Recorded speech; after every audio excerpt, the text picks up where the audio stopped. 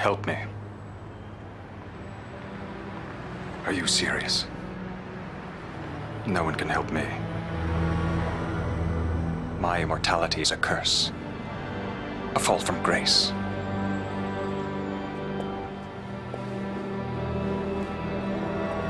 Evil is a metaphysical condition. Welcome back, friends. Welcome back. It's time for another episode of Forever Night. Season 1, episode 16. Only the Lonely. I love a good origin story. The origin of Nick and Nat. Yeah. If you liked Nick and Nat and you wanted Nick and Nat to be together, you were Nat Packers. Or Nick and Nat Packers.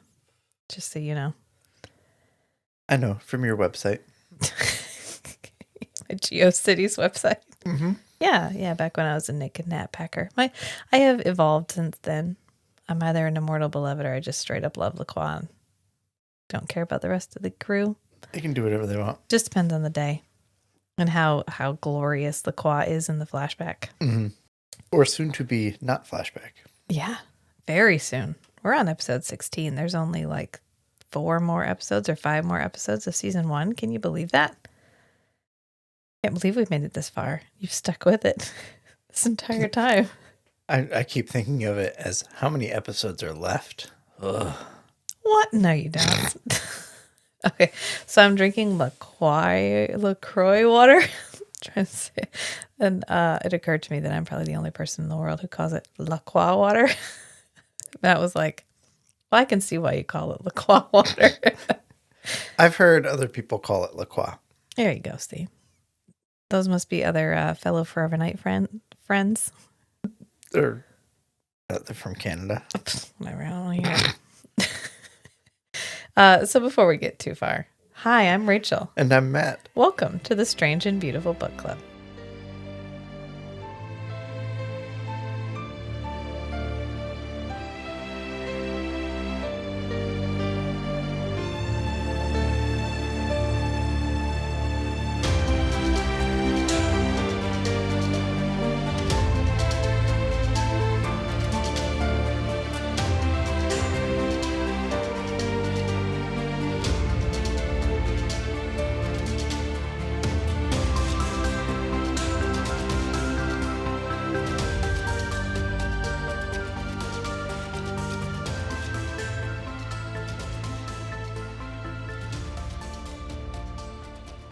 So this is finally 16 episodes in. How Nick met Natalie and how she knows what he is. Finally. Woohoo. So we get an opening. We're going to open with the murder, obviously. The murder for the main timeline. Yeah, the main timeline murder. Present day. And it's an incel guy trying to get into this woman's house. Yeah, he's a hardcore incel. Because he shows up. We don't see their faces. So they're doing these overly exaggerated hand movements to show us who's talking. Yeah. Like in the original Power Rangers when they would all whoosh, whoosh, whoosh, turn their head all the time. Yep. Every time they were talking with their helmet on. Because that's how you knew who was talking. I heard the Mandalorian has to do that too. Well, it's a skill. You know, having to convey that you're talking without anybody being able to see your face. But one of the things I saw him get kudos on was when he finally took his helmet off in the show, he still moved his head while he was acting like he was wearing the helmet. Gotcha. That's a pretty cool idea. Yeah, implying that he wears the helmet so much that he's used to that's his automatic behavior. Yeah, it's like Rorschach. Give me back my face. Okay. So there's a pushy guy outside this woman's house. And she's like, you know what? Actually, I'm good. Let's call it for tonight, which is totally within her rights. I don't owe you anything. I just had a nice time. I think she was going to invite him in, but then he got a beep. Well, she wasn't going to invite him in because he was like, come on, can I come in for some drinks? And she's like, no. And he's like, how about for coffee? Anything. Like, I'll just sit on your couch for 5 minutes. Can I come in your house? And she's like, no, I already said no. Please stop asking. And then his pager goes off. His beep beep. In Korean, they call it beep beep. His beep beep. So his beeper goes off and he's like, oh man, that's the hospital. I really need to come in and use your phone. And she's like, oh, yeah, obviously. Okay, sure. Which, did he have his beeper set to go off? Why did it so conveniently go off right in that moment? Right. Someone would have had to call it. Unless he had a cell phone in his other pocket. Well, they had like a test mode where you could just play the beep. That's true. But he would have to have touched it, and he doesn't touch it. It was probably just...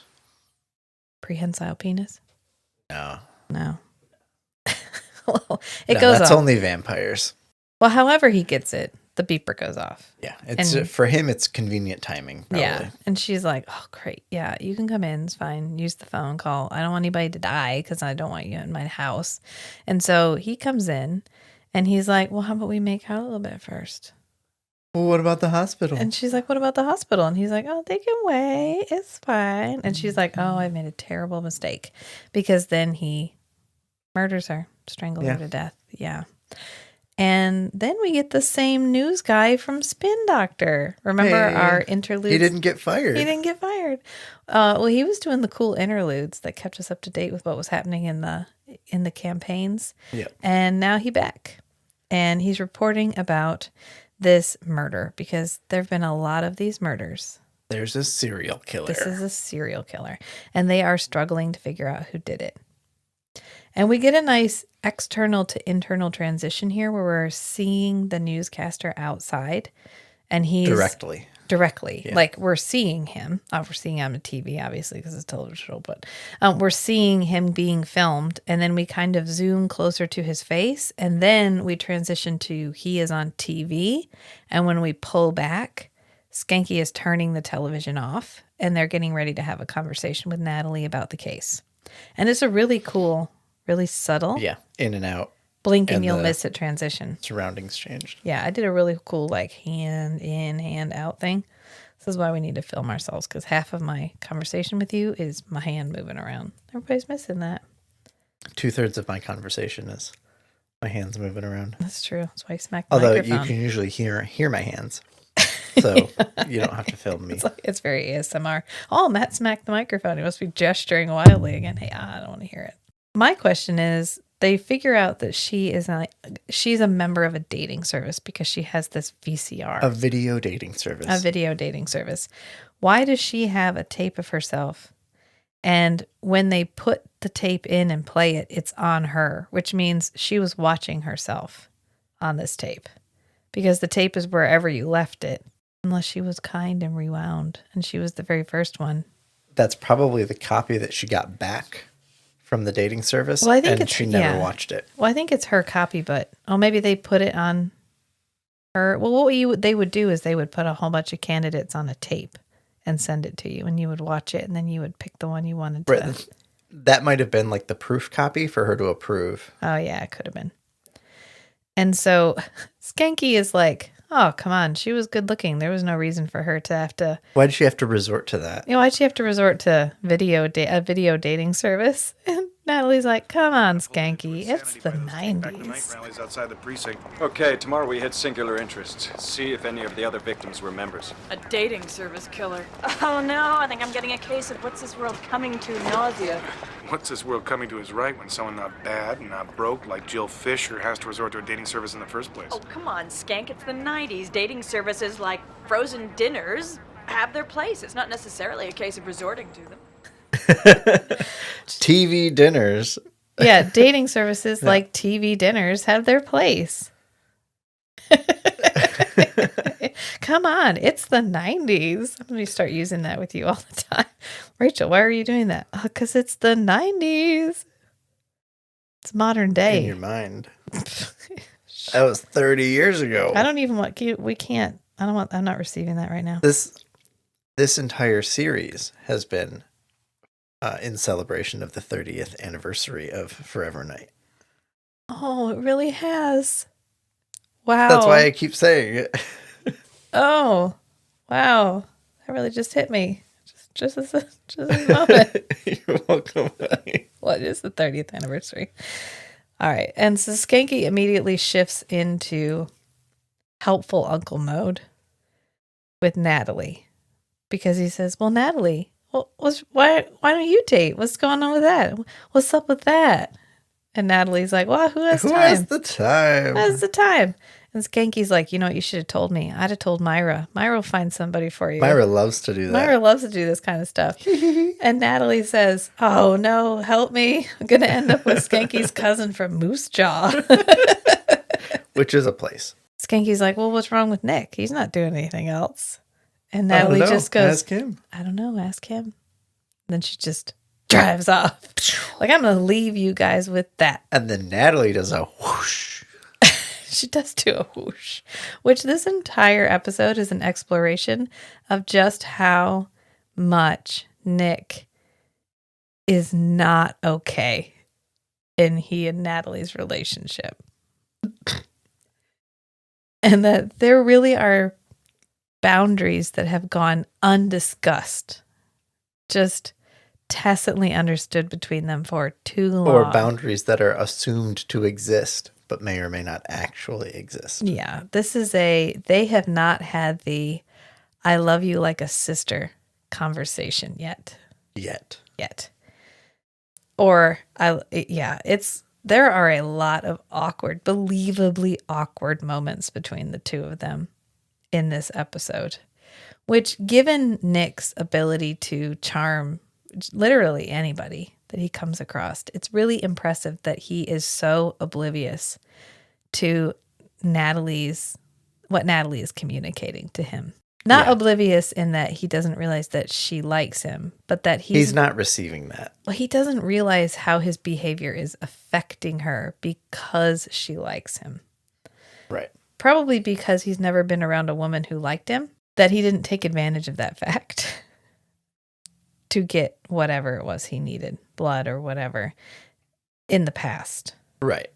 And now here's a woman who likes him, and he is deliberately not acting on it. Right. He's protecting her. Right. And this, I think I referenced this in an earlier episode when we talked about how old Natalie is, but this is the episode where we find out exactly how old she is because it's her birthday.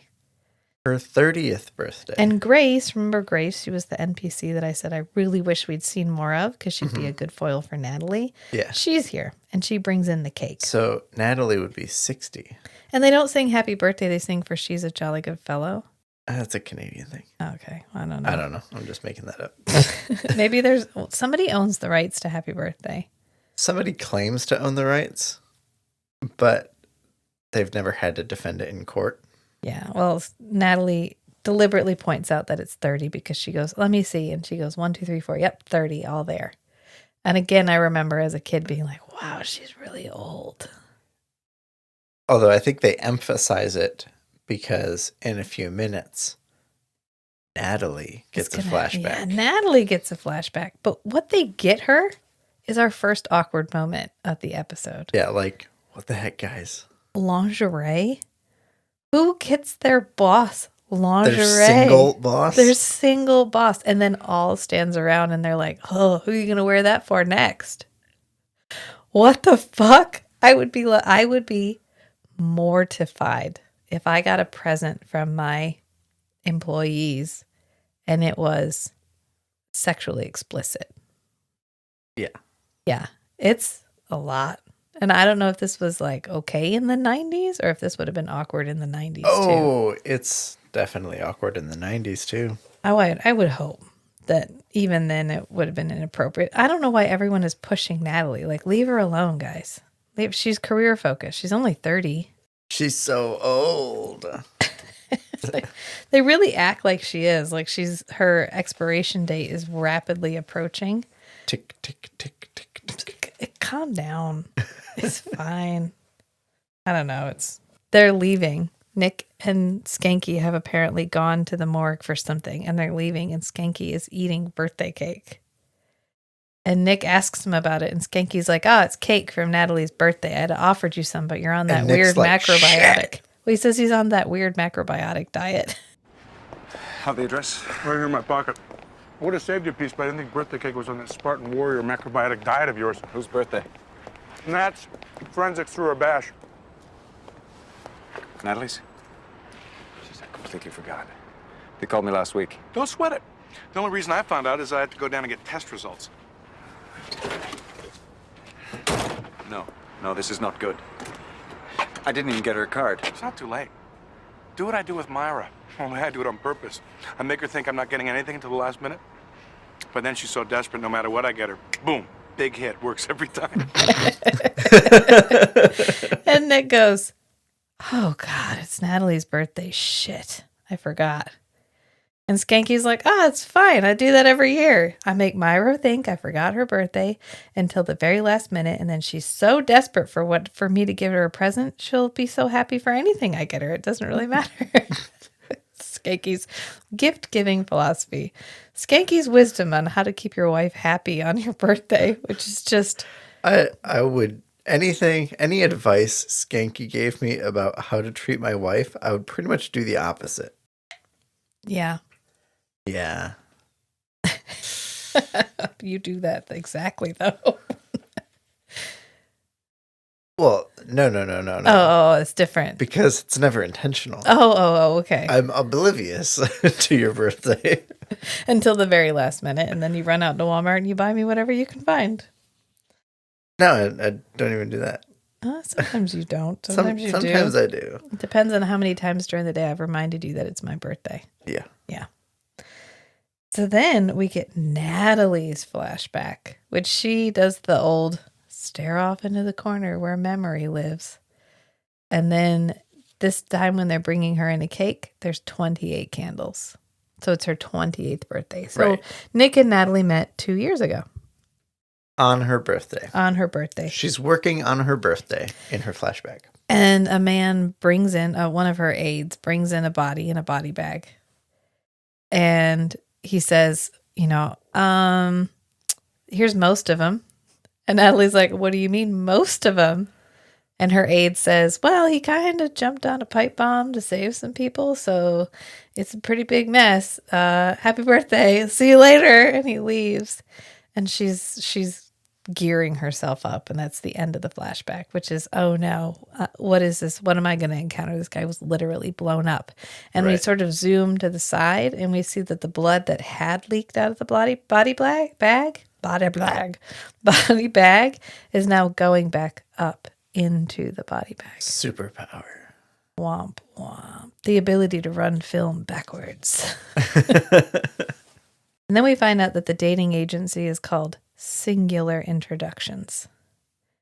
And Nick and Skanky are there to ask some questions. And they're talking to the lady who runs it, and she's really very cooperative. She's like, look, they're not in here. I don't see them. Or just the one lady. Just the one lady was. I don't see any but of the other others. two victims that they have are not. If I did, I would definitely have told you. And then we see Natalie going home after work into her extremely orange apartment. No wonder she's always quietly seething with rage. I would too if I had an entire orange room, including the door, which the lock on the outside of the door. She's thorough. And the lock on the inside of the door are two different kinds. Shh. Yeah, obviously she's thorough. You remember that episode of Mr. Bean where he's trying to paint his room? And so he ends up covering all of the stuff he doesn't want painted in newspaper, and then he sets off a pipe bomb in his paint container. Yes. Yep. She did that, but with orange. Because it's everywhere. And we meet her cat, Sydney. And Sydney's hungry. Every time I see an animal in one of these old television shows, my first thought is, that animal's dead now. Yeah. Otherwise, that cat would be in its 30s. So... I don't know if that's weird, but that's every time I see an old something with an animal in it, I'm like, oh, that animal's dead now. Unless it's a tortoise. Yeah, unless it's a tortoise. Thank you. Thank you for that contribution. And we get our Euro minutes early this episode. And they're not many. No. And they're weird because it's Nick putt-putting in his house. He's thinking about how he forgot Natalie's birthday. He's wearing black satin matching pajamas with black silk bottoms and a black silk top. When you find out right at the beginning of your work shift, before the actual end of the day, that, oh no, you forgot to get your friend something for their birthday, You got to And regroup. you just go home and practice your putt game. Put on your leisure suit and do some putt-putt. It's like Alexander in the Terrible, Horrible, No Good, Very Bad Day, where he goes all the way back and starts his day all over again. That's it. He came out, he did a little bit of work. He realized This is the worst thing ever. He realized he'd forgotten something really crucial, and he thought, you know what? I'm just going to start the night over. So he went back home. He did his usual pre-breakfast putt-putt, and then he was like, I know exactly what I'm going to get Natalie. And so then we get a intercut scene of Natalie as she's leaving the grocery store because she had to go get Sydney some food and get herself some food. And Nick is buying her a card and some flowers. And it's kind of cute. He breaks off one of the little flowers and gives it to the flower lady. Yep. And she's like, oh, thank you, very handsome man, for this little flower. And he's like, that's right. I'm a good guy. I do nice things for people. Because I'm really, really human. You have a really nice night. And then as he's walking away, we cut back to Natalie. And Natalie bumps into a guy, and knocks him over. And apparently bumps him hard enough to make his nose bleed. And so Must have been a headbutt or something. So she pulls this kerchief, silk scarf out of her purse and hands it to the guy. And he uses it to dry his nose. And he's like, oh man, I think I ruined it. I got blood on it for you. And she says, that's okay. I rarely get to ride with the top down anyway. Oh no, your scarf. Hey, don't worry about it. That's okay. I hardly ever get to ride with the top down anyway. Sorry to hear that. Now, she hasn't worn this scarf. She just has it in her purse. And she immediately references a convertible when asked about this scarf. Yeah. Which means she is prepared at any given moment for Nick to ask her to go riding in his convertible with the top down. Yep. That's a good point. And she never is. She's got this scarf in her purse for no reason. And so that's why she doesn't care if it gets ruined, because she probably stuck it in there months ago thinking it's a really nice night. I'd like to go riding around with Nick. When he does one of his ride around and thinks, I'll go with him. And he didn't ask her. And she just never got around to taking it out. But they do have immediate, like, fun friend flirty chemistry. Well. And then we get a really second awkward moment of the episode, because as Natalie is talking to this man and they're having kind of a flirty, fun conversation, here comes Nick. Nick shows up with flowers. And Nick's like, oh, hey, I knew it was your birthday, so I got you some flowers. So he gives the flowers to Natalie and the card. And Natalie opens the card and it's like, with affection. Hey, friend. You're my best friend. With affection, Nick. And Natalie is furious. But she's in a situation where she cannot express it in any way. Because she can't. Oh, she can. I mean, she can't. She can be flirty with the other guy in front of Nick. She can't actually say, Nick, you're such an asshole, and chuck all this stuff at him. Oh, that's true. Yeah. Like, which she clearly wants to do. Because she's also realizing that this man and her have kind of hit it off. And she needs to deftly maneuver this situation so he isn't scared off by her behavior. Yeah. And so she does. She keeps her priorities straight. Yeah. She's like, wow, thank you, Nick. Thank you so much. And he's like, well, you're welcome. And he just like quietly pats himself on the back like, that's right, I remembered, and I got her a really good gift. And he's like, okay, well, I gotta go back to Skanky now. Which he was just putt-putting. Bye-bye. And she's like, bye, Nick, go. And so he leaves, and she literally turns around, and the guy is like, was that awkward, or was that just me? Was that by any chance awkward? What? And Natalie's like, you know what? I'm gonna go home. I've had a really long night. And the guy says, well, I'd love to come visit your cat sometime, because a can of cat food fell out of her bag. Yep. And she's like, oh, he's in the book under Lambert. Sydney Lambert. Which I love a good White Pages reference. Yeah. Just a reminder of the time when they used to print people's names, phone numbers, and addresses for everyone to look up. And distributed them. And just gave them and out just to had everybody. stacks of them out for free at all And the then they had grocery the stores. fucking audacity when the internet started to give us classes about how we're not supposed to tell anybody our name or where we live or any identifying information about us at all. As if you couldn't just go and look that shit up in a book that was just hanging in a public telephone booth. Right. You didn't even have to have an address and have one delivered to your house. You could just go get one. Anyway. Yeah. Yeah, it's wild. It was an experiment. So then we get our flashback because Natalie is so overcome in this moment by just rage at Nick's with affection that she looks back into the past again. And it's more flashback where she is unzipping the body bag. And it's Nick. It's Nick. It's Nick. Hey. And he just has a large gash down his cheek. Clearly this man wasn't blown up by a pipe bomb. Right, and he has like some soot and stuff on his face. Yeah, and she says, "Oh, that's not so bad." And so she goes to make a phone call because she was told that this guy was blown up and he clearly doesn't have enough injuries for that to be the case. Right, so she thought maybe the bodies got mixed up or something. Yeah, and she says, well, he looks like he just cut himself shaving. So, what's going on? But then we cut back to modern time. And they found some DNA, a hair follicle, or a hair, on the previous victim. Yep. And they need to do a PCR boost. And so they need a bunch of random samples for the PCR boost. You need known falses to help cover up the noise in the test. And so they get Skanky to give one. They go, a volunteer.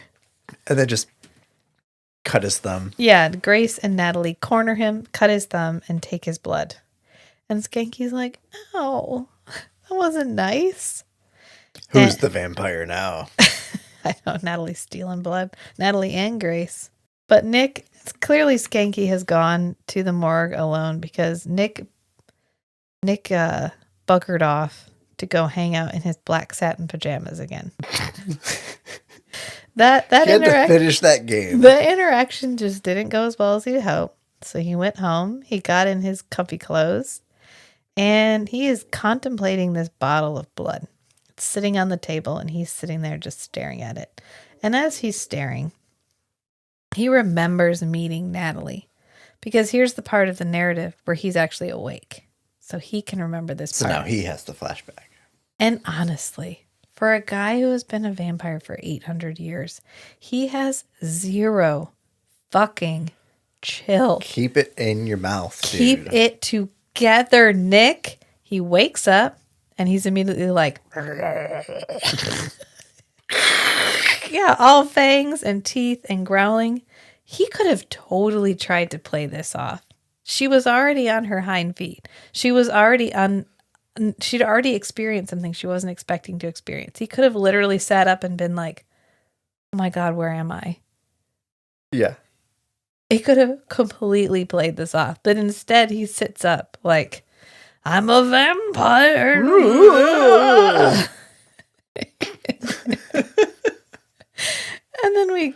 I love when they zoom in on him and it like the camera tilts as they're zooming in. Like, oh no, guys, what's gonna happen? Is he gonna kill Natalie? And Nick's contemplation of his blood bottle is interrupted because he has to go back to work. His 15-minute break is over. He's got to put his real pants back on. He's like an hour and a half late for work at this point. He's got to go back in because the agency has come back and the owner has realized that they were all clients. It's just that some of them had an expired membership.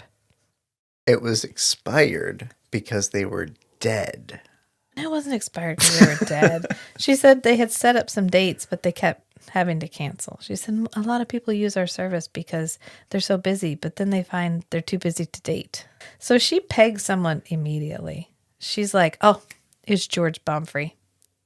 That dude was a dick. That dude was a dick.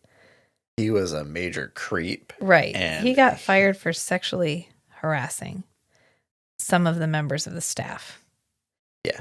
And wasn't he using the profiles, the data on the system to find women? He was just being an asshole. Yeah. Yeah. And Natalie is actually on a date. So this must be the end of Nick's night because now Natalie's out on a date and it's actually during the day. Yeah. And we so rarely get to see her during the day. And she does a good job in this episode. Yeah. This is a Natalie-centric episode. She's got to sell a lot in this episode. She's got to sell unrequited love. She's got to sell, I'm ready to move on with this new person because we're really connecting. I'm taking some time for myself. I'm feeling really good. And she does a really good job of it. She's only got like a party cup with half a cup of water in it and a straw.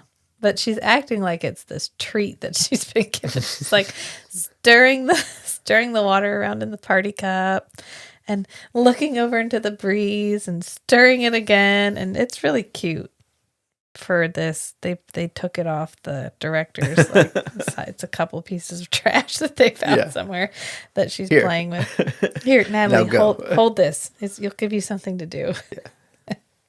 And Nick calls to talk to Natalie. And Grace picks up the phone. And Grace is like, oh, she's out on a date, which Grace knows exactly what she is doing. Oh, yeah. Oh, yes, she does. She's like, oh, hey, Nick. Oh, you want Natalie? Oh, she's out on a date with a guy. He's super hot. She might be gone the rest of the day. I don't expect her back.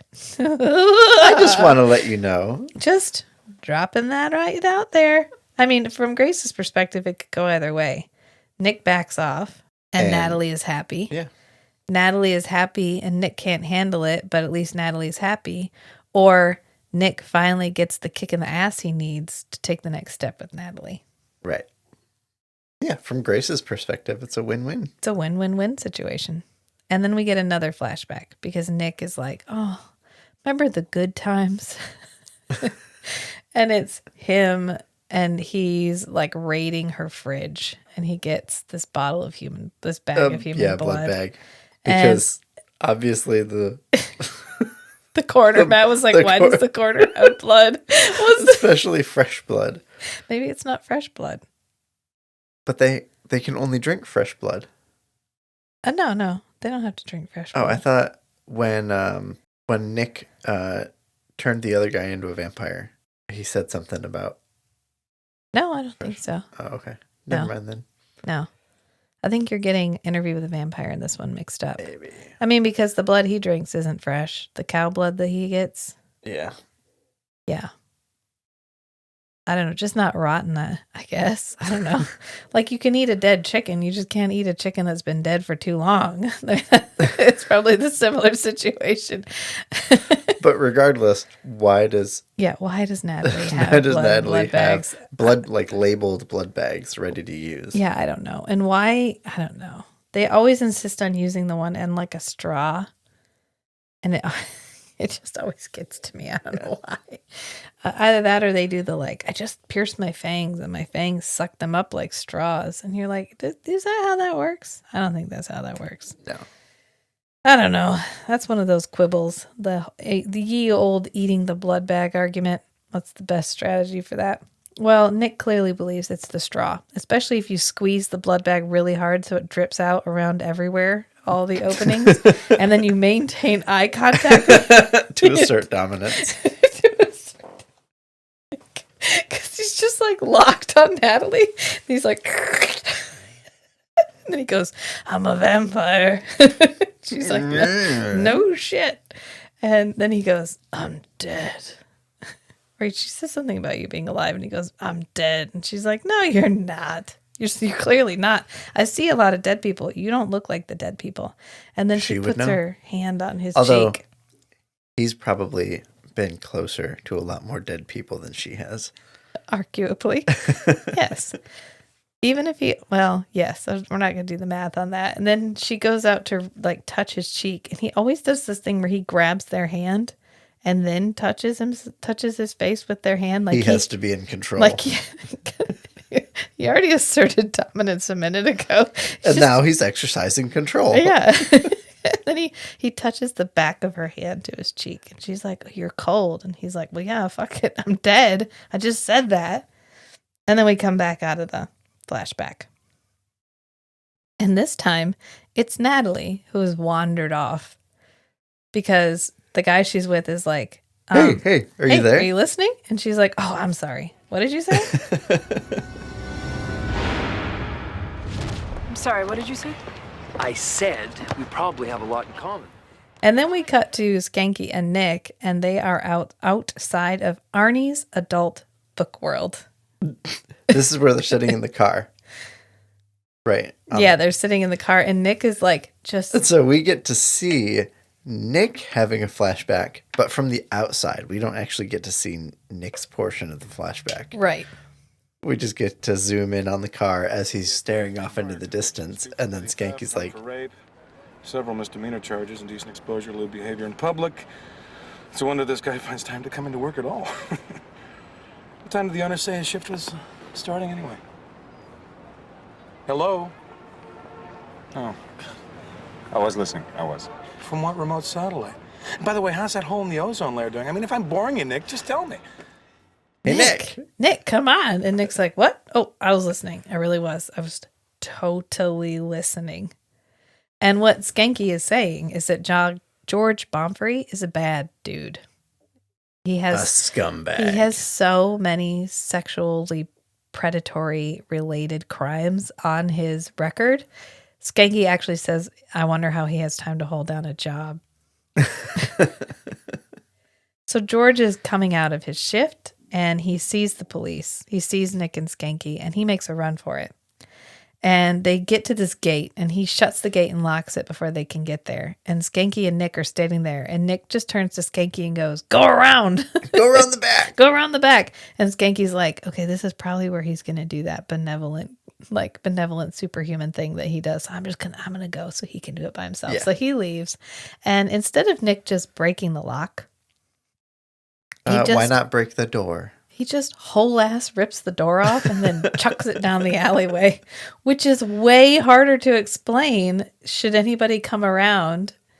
And right, because Skanky saw a decently it. sized guy could just run and hit the door and break the lock. Yeah, he could say, "I shot the lock," or "It wasn't locked completely. I kicked it," whatever. What if Skanky came back around to examine the scene and he's like, "Whoa, how did that door get off of there?" What's Nick going to say? He exploded it? Anyway, zero chill. That's Nick. He's Nick, zero chill. DeBrabant.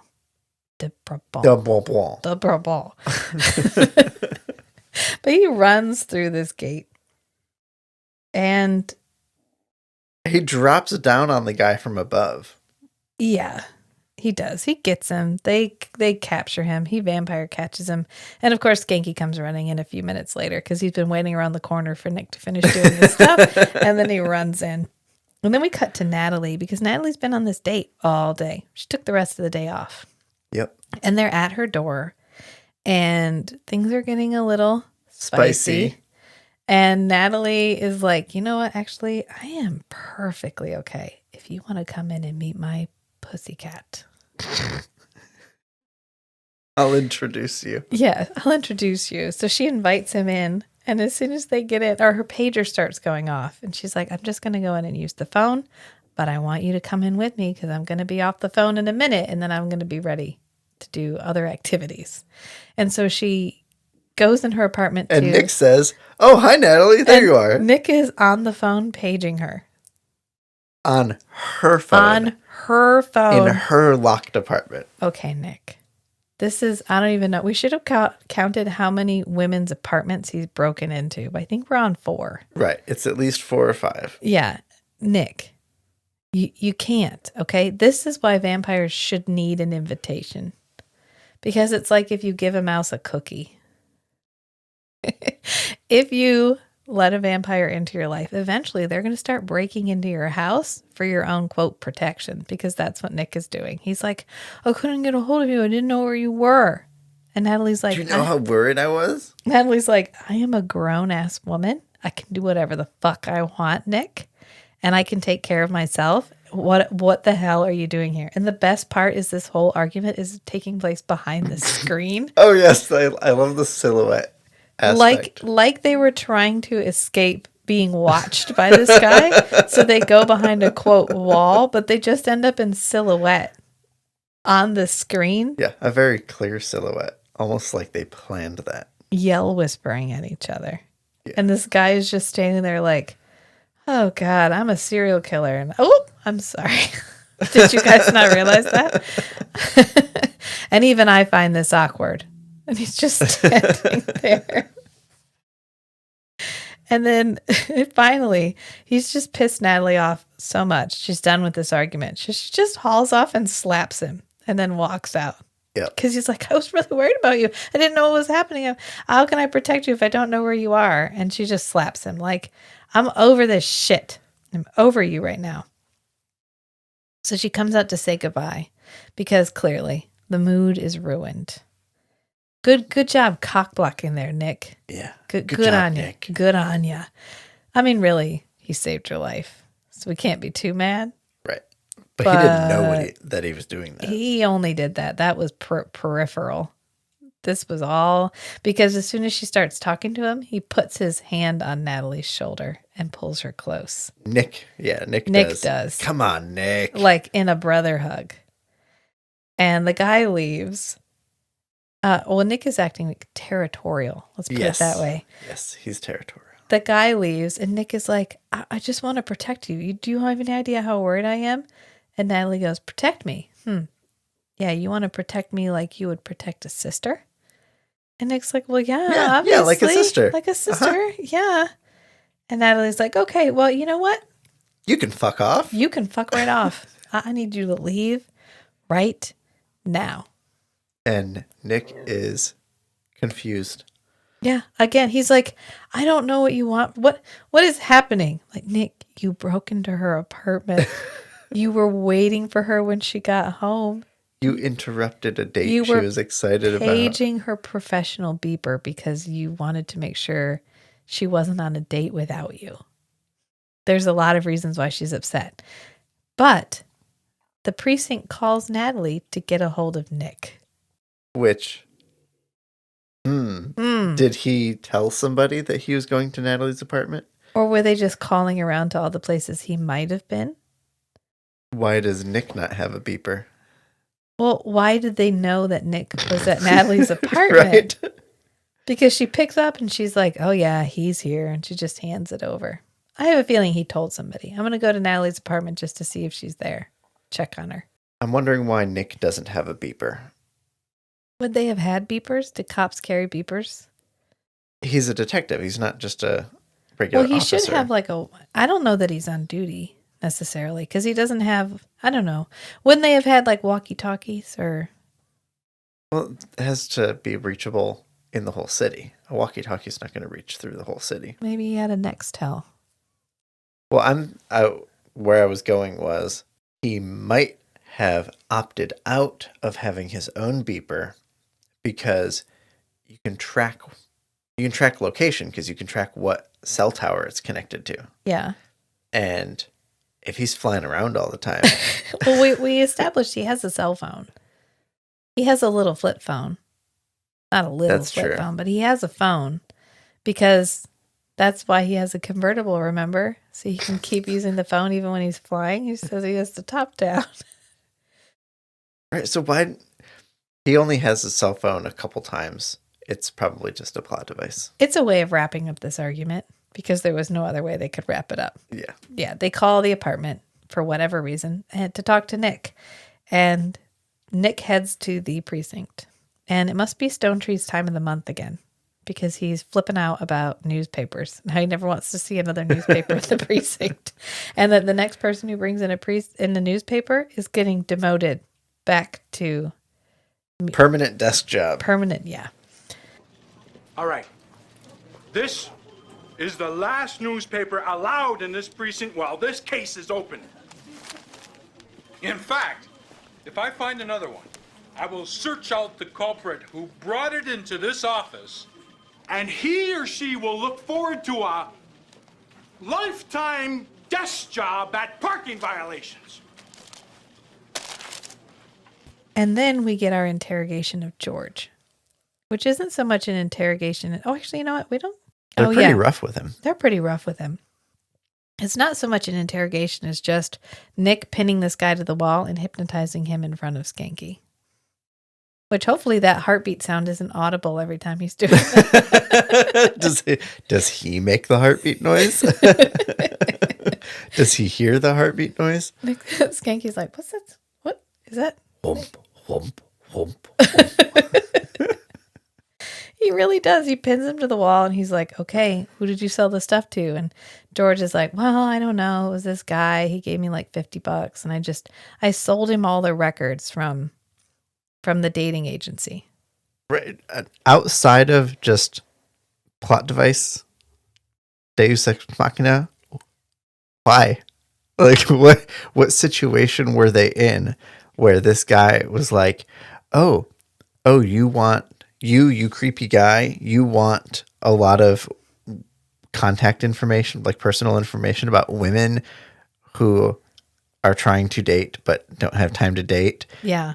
And it'd be really convenient for you if somebody could just sell you a whole list of women that are in exactly that situation. Well, it may have been. Oh, yeah. Yeah, I can hook you up for $50. Yeah. Oh, $50. Yeah. I can get you $50 for that kind of information. Like, well, the guy may have sought him out.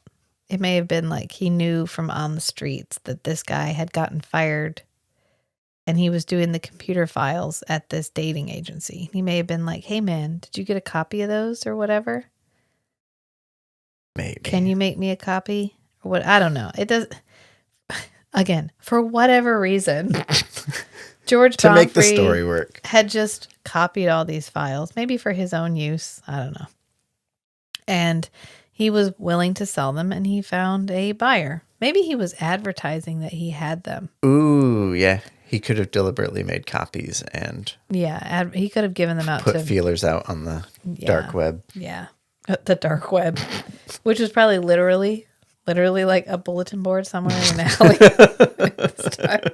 And then we go back to Natalie and it's Grace. And Grace says she actually forgot to get the 4th DNA sample for that PCR boost. Whoops. So it's not back yet. So Natalie gives Grace Roger's blood from the scarf.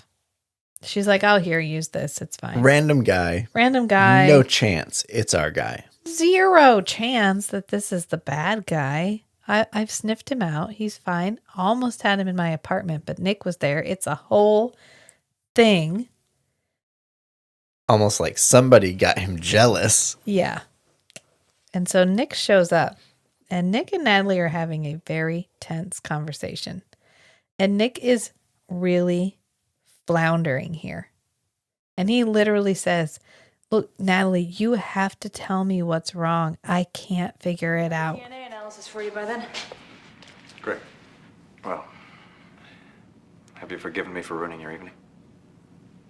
I accepted your apology last night. In letter only or in spirit too? Because Nat, I can't tell by the way you're acting. I said I forgive you. I know it was presumptuous of me to break into your house. I guess I took liberties with our friendship that I shouldn't have. Look, please, Nick. Which kudos to him for being like, I realize that when you say you're fine, you're not fine, but I don't know what fine means. And I've tried to figure it out and I can't. I broke into your apartment. I went through your journal. I followed you around the whole city. Yeah, I broke into your apartment. I read through your journal. You didn't write anything about it, although you wrote about this other guy named Roger. It was really weird. But you didn't write anything about me, so I just don't know what's happening. And Natalie really can't articulate it. I'm not even sure she's really aware herself of why. I mean, she knows she's upset because Nick is treating her like she's been friend zoned. Right, but whatever. She can't she's probably not up for admitting to Nick directly, like, Nick, I like you. Like, I like you. Yeah. And I'm sending you all these signals and you are shutting me down and I'm pissed off about that. Yeah. Well, I think once one of them says the quiet part out loud, there's no putting that back. Right. And any chance she has of having a professional relationship with Nick that's not strained will kind of go out the window. Right. And so that's probably why she's having trouble explaining it. Because she doesn't know which she wants more, which is kind of why she's having this flashback too, is she's not sure what she wants more. Does she want the challenge or does she want Nick? Because she can't have both. And so we get our flashback wrap up, which is what something transpired. We don't know what. He tried to hypnotize her into forgetting him, which is probably why he offloaded all that shit on her. That's probably what every vampire does for therapy. They just find a random human, dump a bunch of their emotional shit on them, and then make them forget everything and leave. So he had zero chill. He had this heart-to-heart with Natalie, and then he made her forget, and then he's walking past her on the sidewalk. And she recognizes him. She says, "You're testing me, aren't you?" She goes, "Maybe I just can't be hypnotized. Or maybe I don't want to be." And so, or maybe he didn't want her to be. It's probably more the right thing there. He wasn't actually trying. Yeah, he wasn't trying too hard. And so she says, "I'm a scientist. I'm totally willing to try to figure out how to save you." And Nick says, You can't save me. He goes, "What are you going to do with this 800-year-old body?" And Natalie's like, "Your condition is a physical one." Because Nick says, "Evil is a metaphysical condition." Which I just love that one. Science won't help you to understand what I am or the hell of an existence I've locked myself into. What makes you think I can't help you? Help me. Are you serious? No one can help me. My immortality is a curse. A fall from grace.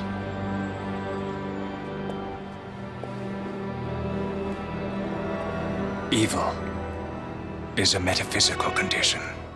It's one of my favorite lines. He's trying to tell her, you can't cure me with whatever, because this isn't some virus. This isn't some bacteria. This isn't cordyceps or something. This is a wholly independent from known science thing. This is supernatural. It's extraordinary. It's paranormal. And Natalie's like, "That's bullshit. I could figure this shit out. All I need is my morgue, a couple of beakers, and a blender. We're going to hook you up. And a notebook that I'm going to write Nick's name in about the experiments." We're getting there. And so Natalie says, Nick asks her, "What's in this for you? What's in this for you, doctor?" And Natalie's like, "I just like a challenge. I love a good puzzle." And then she comes back to herself in the present time and she goes, "Liar." But she goes out on a date with Roger because, to Natalie's credit, she's trying. She's realized this thing with Nick is not going to work. It's not going to play out. And so she's trying to find a viable alternative. And at the moment, it's Roger. She's really enjoying being with him. And so he has a special trip planned. Right. So he takes her car, which we deliberately point out that this is her car, which means we don't know what he drives. Right. Because we know they're looking for a white van with a flower on it. Yep. So he drives her way out of the city to a nursery. And they go in the nursery, and he has a whole tropical picnic with music and wine all set up. And it's really kind of romantic. Yeah. I mean, it's if we didn't know where this was going, this is a really sweet date. Yes. Yeah, he put a lot of thought into it. He prepared. Yeah. Yeah. Meanwhile, Nick is chilling on his motorcycle. The motorcycle of note. And he has moved it. It is now over on the left side of the couch. The better to ponder Well, it's because he drove it and The- brought it back. And The he's like, pondering "Ah, it looks vibes over are here." better on the left side of the couch today. Yeah. So it's really his mobile pondering station. It's wherever he feels like being despondent and sitting on something. He has a literal vehicle he can drive around to do that. And he calls Natalie because he's still trying to work this out. Something has happened. It obviously isn't the thing where he broke into her apartment to save her from nothing that was happening. So he's got to figure out what this is. So he calls, but Natalie's not at work. Well, he goes. He goes to the coroner's office. Yes, and she's- Grace is there. Lights are all off. And nobody's there. And he sits down at her desk. And this is where that's he right. rifles through the papers. And there's just a notebook, just a straight notebook on her desk with all these notes about Nick. Nick named by name in this notebook with all these experimental notations. Yeah. Like if anybody ever found this, they could be like, "Oh, I wonder if Nick's is like a pseudonym, or is it Nick? Can't actually just be Nick." It's like in the episode of Buffy where she thinks that her mom read her diary. And she's like, "Oh, she thinks Angel's read her diary," and she's like, "A doesn't stand for Angel anyway. It stands for Ahmed, the charming foreign exchange student." And the light switches on, and he kind of scrambles all the papers over, and it's Grace. And Grace is looking for Natalie. And Nick's like, "What a coincidence. I am also looking for Natalie." Teamwork. Why are you looking for Natalie? And Grace says it's because the PCR blind produced a match, but it wasn't. It wasn't their sample.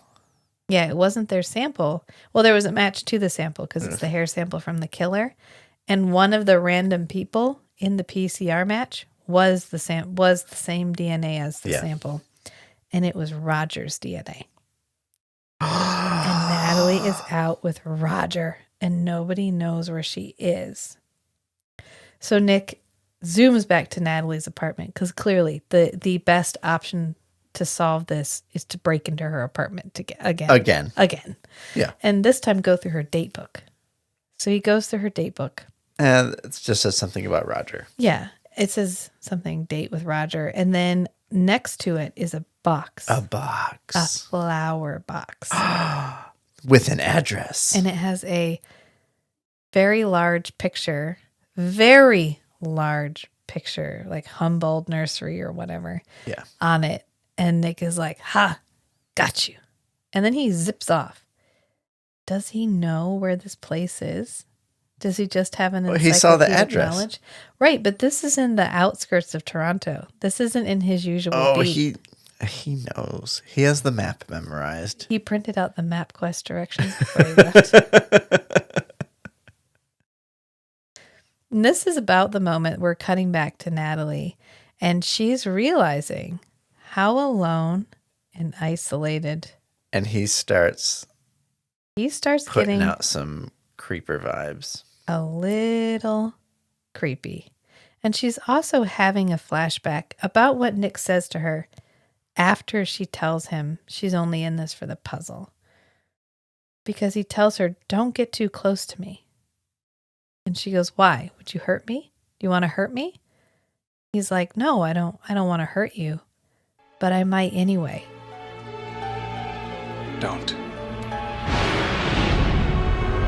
Don't get too close to me. You want to hurt me? Kill me? No. But I might anyway. Womp womp. Which is really why he is not with Natalie. Right. It's because he values her so much. He's not willing to risk her by acting on this attraction that he feels.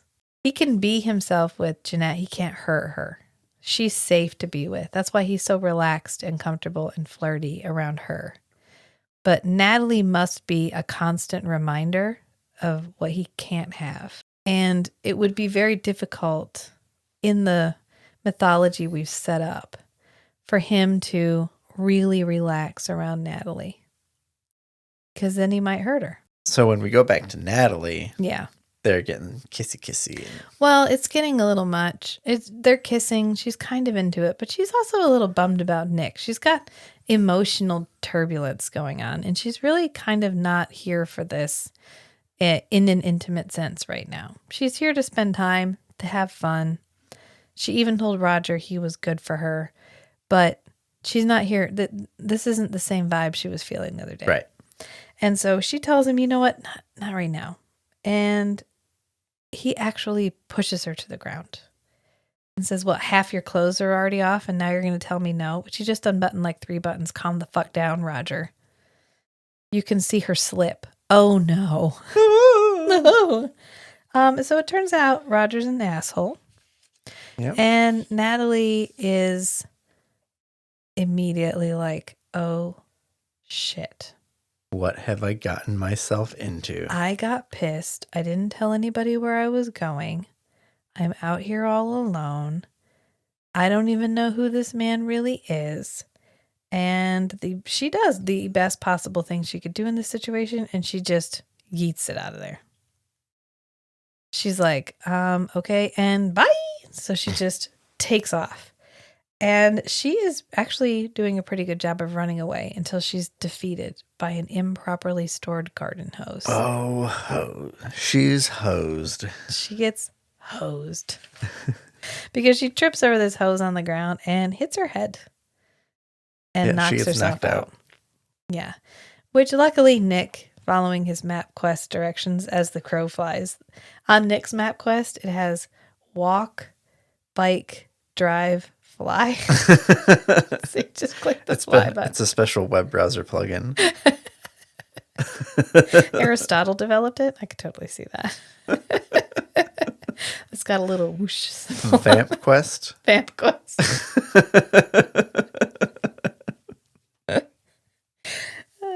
But he gets there and he just like pew, torpedoes in.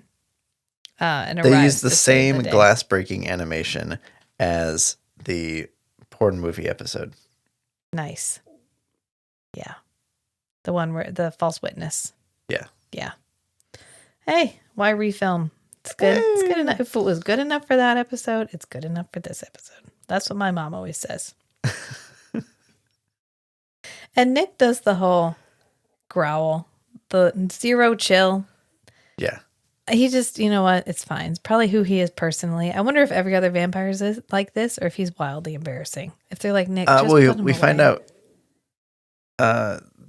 there is another vampire that's like that. At least one. That's right. That's in the next episode. And then he just tosses Richard out onto a very well-labeled pile of manure. Aw. Which, that doesn't kill Roger by any stretch of the imagination. No. Which makes Roger our ding, ding, ding, number 13 on people that Nick has exposed himself to and then not killed. Yep. Which means Roger's going to go back to the station and be like, oh my God, that man's a monster. And they're all going to be like, oh God, another one. That's like the 13th one. That's got to be what? Number 13? Ah, jeez. That we're seeing. There must be some new drug on the street. It's only affected these random 13 people who are all connected to Nick, but that's totally beside the point. And then we get the Nick arm grab. He's the king of the arm grab, the forearm or an upper arm grab. Yeah, just above the elbow. Yeah. And then he grabs her arm and then leans it into a forehead boop and a cuddle, which is a little bit too soon and also a little bit too late. All at the same time. And then we get our wrap up because, of course, we've solved the case. Woo! We have found the serial killer. Natalie found the serial killer this time. Hey. Good job, Natalie. And he's sent off to be where bad people do be. And they're ready for the wrap up. And so Natalie is apparently going on vacation because she and Nick are physically affectionate again, even if they're not emotionally connected. I mean, they're emotionally... Conversationally. They're back to their usual relationship complexity. Yeah. And Natalie, in an effort to kind of give herself some space and a moment to recover, is going to go on vacation. And so she's getting ready to leave, and they're all at the front desk. And Skanky's like, well, wait just a second. Myra's cousin, Lionel, is coming. And he wanted to meet you. And she's like, oh, no. Nope, I'm not receiving that. And so she's like, I'm going. Bye, guys. I'm leaving. So she leaves. And then this handsome fellow walks up and he's like, hey, has anybody heard of Dr. Lambert? My name's Lionel. And Skanky and Nick just share a look. And then we cut to the credits. Yep. So, hey, Natalie could have had that on vacation. But that's our wrap up. And this was the wrap up of our Nick and Natalie origin story. Yeah, so we had to find out how they met, how long they've known each other. Yeah, and this was the most in-depth exploration of their relationship to each other that we've had. Yeah. So we were not only getting how they met, but we're also getting a little more info about the present. Yeah, Natalie has been pining for Nick for 2 years now. And Nick really isn't handling it well.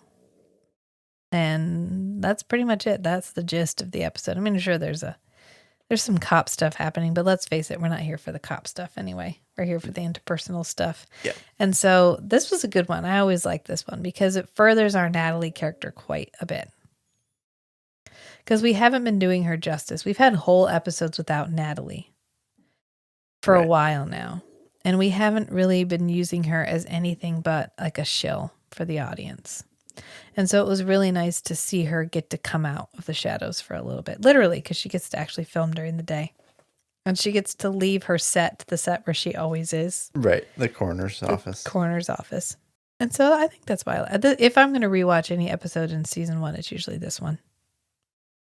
Because I like the origin story, even though Nick, of course, has an awkward amount of fang at any opportunity. He's just like, you know what, I should probably vamp out, just see if that's what the situation warrants or not. I don't know. I could feel it out, or I could just do it, and then if it goes wrong, I just hypnotize people until they forget. So it's really just it's fine. And that's his philosophy on life, really. Yeah, it's fine. It's fine. I love the idea that somewhere there's a therapist who has a half hour blocked off and they have no idea why. And every day they just lose that half hour. But somehow it's always on their calendar. And they always got money. They got paid for it. Yeah, there's always just cash on the table after the half hour. I think that'd be a really good vampire short story. It's just a vampire talking about their woes for a while. And then, okay, well, next week. But don't worry, you won't remember. And more vampires keep going to see this therapist. Yeah. And they just lose like their whole work week. I mean, would that be a really good work day or what? You go in, you sit down, and then suddenly it's 8 hours later and there's just a pile of money. There's a pile of money on your table. And what's going on? And just, you do this every day, Monday to Friday, and you just get a pile of cash at the end of the day. Sweet. What do you do? Honestly, I have no I don't know. But apparently I'm good at it. That would be really awesome. And then slowly over time you start to remember, and then it's really just like horrific monsters that come into your practice. And then there's like one vampire that just comes in afterwards every time and makes you forget. And then these other hideous monsters all come in because they all need help. They all have emotional problems, but they can't get anybody to stop screaming and running away long enough. But for whatever reason, you have been chosen as the therapist for the monstrous underground. That would be really, really funny. Huh. Hey, you can cut it out of the episode and actually write it. I'm going to drink my La Croix water. Here, think about that. Apparently it's named for La Crosse, Washington, and the St. Croix River, but it's all lies. It's La Croix. Yeah. All right. So if you want to keep up with more of what we're doing, we're moving into season 2 of Forever Night soon, or maybe we'll take a break and watch another short series just to give ourselves a little breathing room. I'm not sure. I'm on the fence. You guys tell me, weigh in. You can always message us on Instagram, or you can comment on one of my Forever Night posts. And you can do that on Instagram at Strange and Beautiful Book Club. I post pretty much every day. I've got a lot of posts. I was thinking about that. I don't know. I don't really feel bad about that. I don't know how to use Instagram, so I'm just going to kind of do what I want to do. So it's an interesting ride. You should come along with me on it. I never know from day to day. You can hit us up on Patreon. Yeah. Oh, yeah. Or we have a Patreon. Link in the show notes. I always link the Instagram and the Patreon in the show notes. We have a Nights tier, which is $5. And it gets you access to our Discord. And actually, our 2 Discord members are Nights. And that is Ryan and Rachel. Hi, Ryan and Rachel. And they have been members long enough now. They're getting their special merch. Their special merch is mailing out this month. So congratulations. Have you figured out what the merch is? Yeah. I had to tell it what to make. It's a sticker. Oh, okay. With their logo on it. Oh, yeah. Yeah. Cool. So I'm looking forward to one of them receiving it so I can see what it looks like. But they're the only ones in the Discord. So if you ever thought to yourself, man, I wish I had gotten on that Discord of that podcast way back at the beginning when there was only a couple of them so that I could really interact with the hosts. Ho, ho, ho. Is this your moment? You could be on that Discord just chatting to us all the time. I have it on my phone. It sends me a message when I get a Discord message. So Ryan gets a lot of one-on-one, guys. You're letting Ryan hog all the attention. Don't. I'm sure Ryan doesn't appreciate being the center of both of our attentions. It's pretty intimidating, actually. If you want to find that out for yourself, hop on over to the Discord. And to do that, join us on the Patreon. What I'm really trying to say is I don't want to put ads in these shows, like at all. So if we could get enough Patreons, I wouldn't do that. I think I'd just keep it ad-free for everybody. And that would be my goal, is to stay independent and ad-free forever. Right. Cover all the equipment and hosting and other expenses. Yeah. So, yeah, Instagram, Patreon, you know the drill. Yeah. I think that's it. That just about covers it.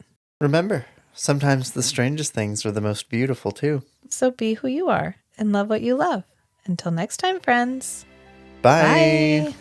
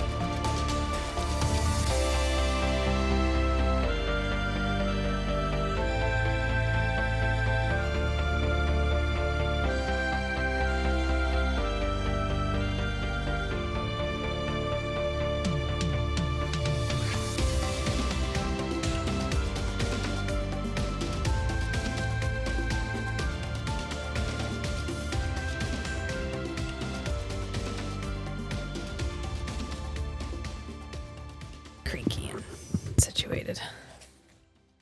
Drinks right You're there. the creaky one now. I know. Well, it's because I bought you a special chair. I didn't buy me a special chair. You bought Kate a special chair, and I happen to be using it. Right, because you guys have the same special set of human skills. Our superior human skills. Your superior human skills. AKA, you have ADHD. Womp.